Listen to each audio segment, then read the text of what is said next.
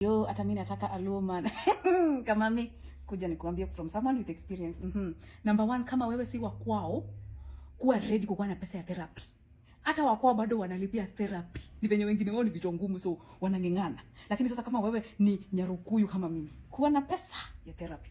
Number two, humble beginning ni lazima. Ndio kutueleza mang'ombe zote, humble beginning ni lazima. Na kama si humble beginning, utangoja miaka 8, 10, 12 ndio uone harusi kama hiyo ya Inga. 3 kids later, ndio kichwa yake after amefanya mambo yake kichwa yake anamwambia okay sawa, acha nilipie dawari ndio kanyamaze upelekwe hiyo convoy. Kama una akili, na hapa ndio muhimu. Kwanza hapa ningesema number 1 na number 2.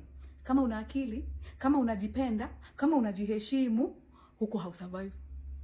Mapenzi ya mjaluo itaki mtu ana akili, inataka ukae hivi kama mtu unangi, uoni usikii. Kiziwe. Makosa kubwa ikuwe mtu wako ni handsome, ako na pesa na ako kwa limelight. You will never hear the end of it from these women. Hey, left, right, center, below, above. Yo, yari na pesa ya therapy.